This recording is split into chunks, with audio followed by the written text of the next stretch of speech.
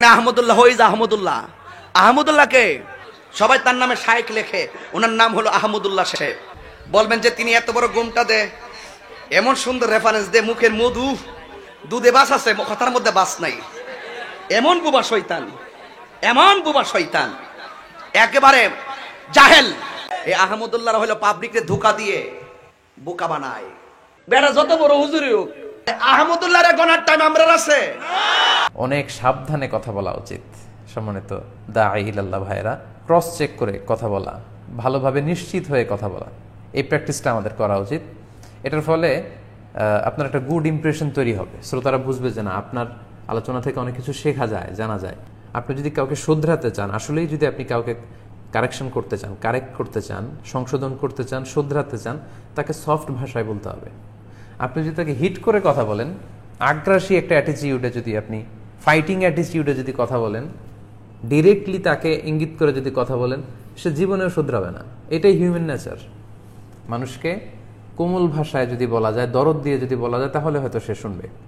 একজন দাঈ ইলাল্লাহর একটা বড় ধরনের বৈশিষ্ট্য হচ্ছে তিনি কোমল ভাষী হবেন। খুব সফট ল্যাঙ্গুয়েজে তিনি কথা বলবেন, কোমল ভাষায়, দরদ মাখা মন নিয়ে তিনি কথা বলবেন। এটা খুব জরুরি। অনেক সময় এটা আমাদের মিসিং হয়ে যায়। হয়তো আমরা কথা বলতে বলতে অপ্রয়োজনে হয়তো উত্তেজিত হয়ে যাচ্ছি, খুব আগ্রাসী হয়ে অ্যাটাকিং একটা অ্যাটিটিউড নিয়ে কথা বলতেছি। এটা অনেক সময় আমরা ভুল করে ফেলি। এটা আমাদের খেয়াল রাখা দরকার। দাওয়ার ল্যাঙ্গুয়েজ হবে ভেরি সফট অ্যান্ড মাইল্ড, এবং এটার ইম্প্যাক্ট এবং ইনফ্লুয়েন্স কিন্তু হৃদয়ের ভেতরে অনেক বেশি। একটু খেয়াল করে দেখুন, সূরা তহার 44 নম্বর আয়াতে আল্লাহ তাআলা ফেরাউনের কাছে দাওয়া নিয়ে যেতে বললেন মূসা আলাইহিস সালাম আর হারুন আলাইহিস সালামকে। কার কাছে দাওয়াত দিতে হবে? ফেরাউনের কাছে।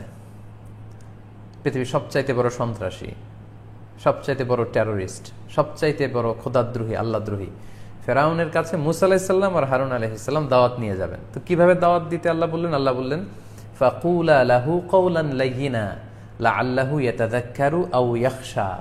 মানে হে মূসা এবং হারুন, তোমরা দুই ভাই মিলে ফেরাউনের কাছে যে খুব কোমল ভাষায়, very soft and mild language use করে তোমরা তাকে দাওয়া দাও। সফট ভাষায়, খুবই সফট, দরদ মাখা মন নিয়ে কোমল ভাষায় যে ফেরাউনকে দাওয়াত দাও। লাআল্লাহু ইয়াতাযাক্কারু আও ইয়াখশা। হতে পারে যে তোমাদের এই সফট ল্যাঙ্গুয়েজ শুনে, তোমাদের দরদ মাখা কথা শুনে সে হয়তো উপদেশ গ্রহণ করবে, হয়তো সে ফিরে আসতে পারে। আও ইয়াখশা, অথবা সে আমাকে ভয় করতে পারে। সম্মানিত প্রিয় ভাইয়েরা আমার, একটু খেয়াল করে দেখেন, ফেরাউনকে যখন দাওয়াত দিতে বলা হচ্ছে, আল্লাহ বলেছেন কুলা লাহু কাওলান লাইয়িনা, সফট ল্যাঙ্গুয়েজে কথা বলো, কোমল ভাষায়, যাতে ওদের হৃদয়ে পৌঁছে যায় কথাটা, যাতে টাচ করে। তো এখন আমাদের আশেপাশে যারা অন্যায় করছে, যাদেরকে আমরা অন্যায়কারী বলি, আমাদের দৃষ্টিতে যারা পাপাচারী, অনাচারী, তারা কি ফেরাউনের চাইতেও বড় অনাচারী? তারা কি ফেরাউনের চাইতেও বেশি পাপাচারী? তারা কি ফেরাউনের চাইতেও বেশি নিকৃষ্ট? ফেরাউন তো বলেছিল আনা রব্বুকুমুল আ'লা, আমি তোমাদের বড় রব। ফাহাশারা ফানাদা ফাকালা আনা রব্বুকুমুল আ'লা, সবাইকে জড়ো করে বলেছিল আমার চেয়ে বড় খোদা, আমার চেয়ে বড় রব আছে কেউ আমি জানিই না। সে আল্লাহর চেয়েও উপরের অবস্থানে, আল্লাহর চেয়েও সে বড়, এরকম দাম্ভিকতা সে দেখিয়েছে। এত বড় সন্ত্রাসীর কাছে, জালিমের কাছে দাওয়াত যখন দিতে বলা হলো, আল্লাহ বললেন ফাকুলা লাহু কওলান লাইয়িনা, হে মূসা এবং হারুন, সফট ল্যাঙ্গুয়েজ ইউজ করো, মর্মস্পর্শী, হৃদয়স্পর্শী ভাষা দিয়ে তার সাথে কথা বলো, তাকে দাওয়াত দাও, দরদ মাখা হৃদয় নিয়ে দাওয়াত দাও। সো এটা অনেক সময় আমরা মিসিং করে ফেলি। অর্থাৎ একটা, যারা ভুল করছে, যারা অন্যায় করছে, আমাদের দৃষ্টিতে যারা পাপাচারী, যারা ভুল করেছে, যারা সঠিক পথে নেই, তাদের জন্য একটা ভালোবাসা আমার হৃদয়ে থাকতে হবে। অর্থাৎ আমি যে তার শুভাকাঙ্ক্ষী, এটা তার ফিল করতে হবে, সেজন্য ফিল করে যে শুভাকাঙ্ক্ষী। আপনি যখন দাওয়া কাজ করতে যাবেন, আগে তাদের জন্য দোয়া করা উচিত। একটা টপিক নিয়ে যখন আপনি কথা বলবেন, আপনার অ্যাটিটিউডটা এমন থাকা উচিত আমাদের যে আল্লাহ, এই কথাটা আমার ভাইদের হৃদয়ে তুমি ঢুকিয়ে দিও। আপনার একটা দরদ থাকা দরকার। হায়রে আমার ভাইরা বুঝতেছে না, হায়রে লোকগুলো তো বিপথে চলে গেল, আহারে তারা তো শয়তানের ফাঁদে পা দিয়ে অন্ধকার পথে চলে গেল। তাদের জন্য একটা দরদ, একটা ভালোবাসা, তাদের জন্য একটা ফিলিংস নিয়ে আপনার এই দাওয়া কাজ করতে হবে। তো এটা আমরা অনেক সময় মিস করে ফেলি। এই কোমল ভাষায় দরদ মাখা মন নিয়ে দাওয়াটা যে পৌঁছাতে হয়, তার বিপরীতে আমরা প্রায়ই হয়তো উত্তেজনা ছড়িয়ে ফেলি, হয়তো খুব বেশি অ্যাগ্রেসিভ হয়ে যাই, এবং আমরা হয়তো ভাবছি যে এটাই হয়তো রাইট অ্যাপ্রোচ, কিন্তু অনেক সময় এটা হিতে বিপরীত হয়ে যায়। আমরা যদি রাসূল সাল্লাল্লাহু আলাইহি ওয়াসাল্লামের জীবনের দিকে তাকাই তাহলে আমরা দেখব যে আল্লাহ তাআলা বলছেন ফাবিমা রাহমাতিন মিনাল্লাহি লিনতা লাহুম, নবী হে, আল্লাহর রহমতে আপনি, আল্লাহর মেহেরবানিতে আপনি কোমল হৃদয়ের অধিকারী হয়েছেন। লিনতা লাহুম ওয়ালাউ কুনতা ফাদ্দান গালিযাল কলবি লানফাদ্দু মিন হাওলিক, আপনি যদি কর্কশ ভাষী হতেন, রূঢ় ভাষী হতেন, অ্যাগ্রেসিভ হতেন, আগ্রাসী মনোভাবের হতেন, আপনার থেকে লোকেরা ভেগে ভেগে পালিয়ে যেত। এই যে এখন আপনাকে দেখলে, আপনার কোমল হাসি দেখলে, আপনার দরদ মাখা কথা দেখলে যেমনি আপনার চারদিকে লোকজন ভিড়তে থাকে, এরকম ভিড়ত না, আপনাকে ছেড়ে সবাই পালাতো। সো এটা আমাদের খেয়াল রাখা দরকার। অনেকে বলে যে রাসূল সাল্লাল্লাহু আলাইহি ওয়াসাল্লাম তো ভাষণ দিতেন, গরম ভাষণ, চোখ লাল হয়ে যেত, গড় গড় করতেন, কণ্ঠ উঁচু হয়ে যেত। রাসূল সাল্লাল্লাহু আলাইহি ওয়াসাল্লামের সব ভাষণ এরকম ছিল না। যে ভাষণগুলো তেজস্বী জ্বালাময়ী ভাষণ দেওয়া দরকার ছিল, এগুলো রাসূল সাল্লাল্লাহু আলাইহি ওয়াসাল্লামের তেজস্বী ভাষণে দিতেন।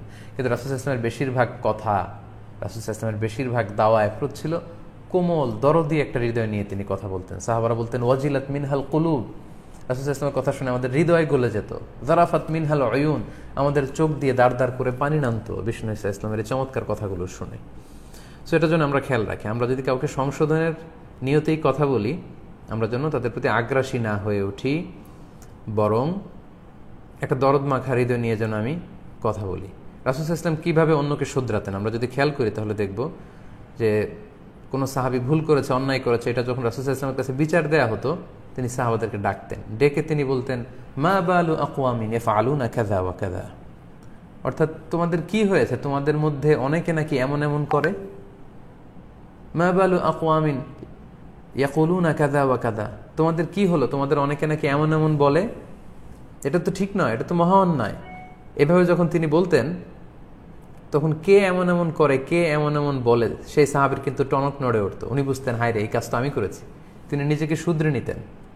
দেখেন রাসূল সাল্লাল্লাহু আলাইহি ওয়াসাল্লামের সংশোধন করা, শুধরানোর নীতি ছিল তিনি কাউকে নাম ধরে হিট করে মনে কষ্ট দিয়ে অ্যাগ্রেসিভ ওয়েতে শুধরাতে চাইতেন না। কি অন্যায় করেছে ওই অন্যায়টা তুলে ধরতেন, যেটা তো মহা অন্যায়, তোমাদের মধ্যে তোমাদের কি হলো, what happen to you, what's wrong with you, তোমাদের কি সমস্যা, তোমাদের অনেকে নাকি এমন এমন করে, এটা তো ঠিক নয়। সো এই কাজটা যে অন্যায়, এটা যে ঠিক নয়, এখান থেকে কিভাবে শুধরাতে হবে এটা রাসূল সাল্লাল্লাহু আলাইহি ওয়াসাল্লাম বলতেন। কিন্তু তুমি এটা করেছো, তুমি খারাপ, তুমি মহা অন্যায়কারী, তুমি পাপী, তুমি অমুক তমুক, এগুলো রাসূল সাল্লাল্লাহু আলাইহি ওয়াসাল্লাম বলতেন না। তো কাউকে শুধরানোর নিয়ম হচ্ছে এটা। সো আমরা যেন এটা খেয়াল করি, আমরা যখন দাওয়া কাজ করব আমরা যেন কোমল ভাষায় কোরআনে শেখানো এই দরদ মাখা একটা ভাব নিয়ে যেন কথা বলি, তাহলে দেখা যাবে আপনার শত্রু সেও আপনার বন্ধু হতে বাধ্য। আপনি যখন হৃদয় ভরা ভালোবাসা নিয়ে যখন আপনি মানুষকে দাওয়া দিবেন, মন থেকে যখন বলবেন, মানুষের মনে যেয়ে সেটা টাচ করবে। এবং আমাদের এটাই বেশি এখন দরকার যে ইসলামের সৌন্দর্যগুলো যেন আমরা তুলে ধরতে পারি, মধ্যম পন্থার সৌন্দর্য। এভাবে ভারসাম্যপূর্ণ আলোচনা যদি করি তাহলে নিঃসন্দেহে আমাদের এই দাওয়া কাজে আরও বেশি বারাকা হবে, আরও মানুষজন বেশি উপকৃত হবে, ইসলামের প্রতি মানুষ আরও বেশি আগ্রহী হয়ে উঠবে ইনশাআল্লাহ। এবং আমরা সমাজেও তো দেখি যারা কোমল ভাষী তাদেরকে সবাই পছন্দ করে, যারা রূঢ় ভাষী, কর্কশ ভাষী, হ্যাঁ, শর্ট টেম্পার্ড, এদেরকে কেউ পছন্দ করে না। সো একজন দায়ীর অনেক গুরুত্বপূর্ণ একটা বৈশিষ্ট্য হচ্ছে যে ওনারা কোমল ভাষী হবেন। আচ্ছা, 3 নম্বর আরেকটা বিষয় শেয়ার করতে চাই, সেটা হচ্ছে, এটা আমরা অনেক সময় করে ফেলি যে আমরা তো এটা করার জন্য আপনার রেগুলার স্টাডি করতে হবে, প্রতিদিন আপনার স্টাডি করা, রিসার্চ করা, গবেষণার সাথে জড়িত থাকতে হবে, তা না হলে এরকম কোয়ালিটি লেকচার দেওয়া সম্ভব না। আমি দেখি যে আমাদের অনেক দায়ী ভাইরা প্রতিদিন হয়তো তাফসির করছেন, অনেকের 2টা-3টা করে তাফসির এক এক দিনে। তো একজন যদি 2টা, 3টা, 4টা করে প্রোগ্রাম আপনি করেন, তো আপনি পড়াশোনাটা করেন কোথায়? খুব ফ্র্যাঙ্কলি স্পিকিং, যদি একেবারে লজিক্যালি আমরা চিন্তা করি, আমি যদি 4টা ডেলিভারি একদিনে দেই, তাহলে 4টা ডেলিভারির জন্য যে ম্যাটেরিয়াল আমার প্রিপেয়ার করার দরকার ছিল, এটা আমি কখন করলাম? আমি যদি পর্যাপ্ত পড়াশোনাটা না করি তাহলে আমি কোয়ালিটি লেকচার দিব কিভাবে? সো আমার মনে হয় রেগুলার মাহফিল করা, প্রতিদিন মাহফিল করা, এটাও একটা বড় সমস্যা কোয়ালিটি লেকচার ডেলিভারি দেওয়ার ব্যাপারে। সো একটু গ্যাপ দিয়ে দিয়ে তাফসীর প্রোগ্রাম যদি আপনি করেন পড়াশোনা করে করে, তাহলে সেই কোয়ালিটি লেকচারগুলো আপনি দিতে পারবেন। অথবা যদি কারো এরকম প্ল্যান থাকে যে আমি 3-4 মাস দাওয়া কাজ করব, ডিসেম্বরের আগে 3-4 মাস আমি খুব ভালো করে স্টাডি করে, লেকচার শিট রেডি করে, ম্যাটেরিয়াল রেডি করে বা দার্স রেডি করে তারপরে সেগুলোর আলোকে করব, সেটাও হতে পারে। তো সবচেয়ে গুরুত্বপূর্ণ বিষয় হচ্ছে আমাদের আলোচনাগুলো যেন থিমেটিক ডিসকাশন হয়, তাফসির মাউদুঈ, মুহাদারা মাউদুইয়া বিষয়ভিত্তিক যাতে হয়, লোকজন যাতে উপকৃত হয়।